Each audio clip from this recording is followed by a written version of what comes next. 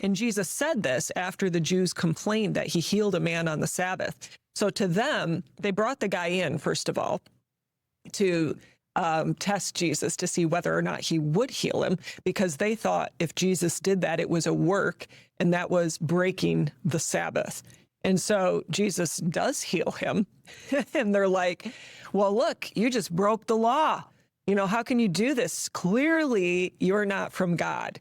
Even though if it wasn't from God, the Holy Spirit wouldn't have healed the guy. I mean, it's so ridiculous when you think about it. So it appeared to them that he was breaking the law, but their judgment was unrighteous. It was not of the Holy Spirit. And so Jesus says, don't go by what you see. Don't go by what it looks like to you. Go by what the Holy Spirit says. Righteous judgment means according to the Holy Spirit, because he's the one, the Holy Spirit leads us in paths of righteousness, and he brings us what Jesus says. So we judge based on what we hear from him, just like our master, Jesus. And so in that respect, Jesus said that in one passage that he didn't come to judge, and yet he said that his words judge. So let me read John 8:15-16. Jesus said, you judge according to the flesh. I judge no one. And yet, if I do judge, my judgment is true, for I am not alone, but I am with the Father who sent me. And then he also said in John 12:47-50, if anyone hears my words and does not believe, I do not judge him, for I did not come to judge the world, but to save the world. He who rejects me and does not receive my words has that which judges him. The word that I have spoken will judge him in the last day. For I have not spoken on my own authority, meaning he's not judging of himself. This didn't come from him. But the Father who sent me gave me a command, what I should say and what I should speak. And I know that his command is everlasting life. Therefore, whatever I speak, just as the Father has told me, so I speak.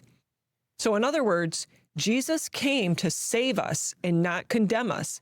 However, those who do not receive him and his words are judged by those words, because those words have come from the Father, just as Jesus has come from the Father. And Jesus only spoke what the Father gave him. So his words judge. And we too speak what the Father gives us. And when we do that, our words carry the authority of the giver of them. They're spirit, and therefore they have power.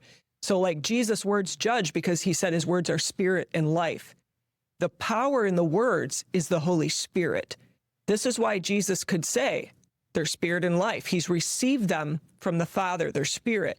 Therefore, when Jesus says, do not judge or you'll be judged, and with the measure you use, it will be measured to you, he means judge only by what you hear from the Holy Spirit, because the Spirit is the measure you want to use and the measure you want used on you. Right. And, you know, the passage you read, John 8:15-16, that years ago in religion, you read through the Bible and sometimes it just has no meaning to you. Like when he said, you judge according to the flesh, I judge no one. Okay, so if you just read that, okay, he don't judge anyone. And then he goes on, and yet if I do judge, wait a second, you just said you didn't judge. Well, my judgment is true, for I'm not alone, but I am with the Father who sent me. Right. Well, if you understand the working of the Holy Spirit, then it makes perfect sense.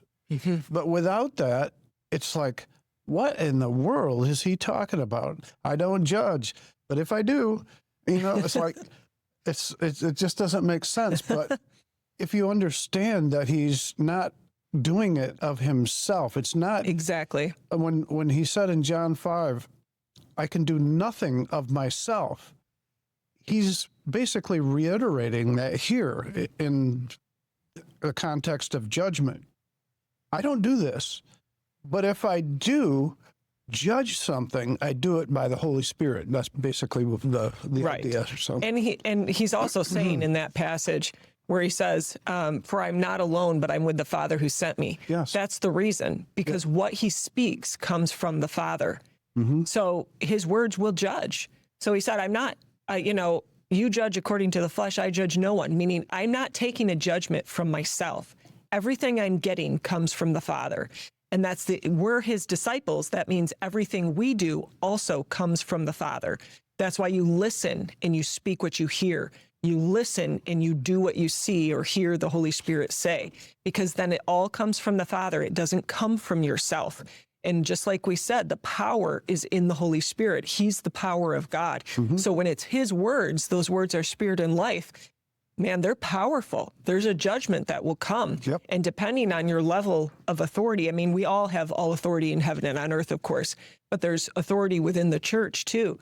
When the Lord has given prophecy after prophecy about how these apostles that he's raising up will be rendering judgment, that can be really scary if you're in rebellion to the authority that the Lord has given, or you're outside the church, whatever, and there's a judgment that comes. He said the Ananias and Sapphira stuff would be commonplace. And he said that a few times in prophecies that he's given over the years. And I just, for some reason, it didn't click with me that Ananias and Sapphira were in the church. Right. They were like part of the church. This wasn't like judgment outside the church. This was people in the church that dropped dead at Peter's words. Because his words, where did they come from? Not from himself. They came from the Father. They came from what Holy Spirit gave him to say. And so they carried power. That's what the Lord is saying. That's how we have to judge. And when they lied too, it doesn't say they lied to Peter. Well, yes, it does. They lied to Peter and the Holy Spirit. And the Holy Spirit. That's what what I'm saying though is that it's not Peter alone. It's just not Peter sitting there judging. They lied to him and therefore the Holy Spirit.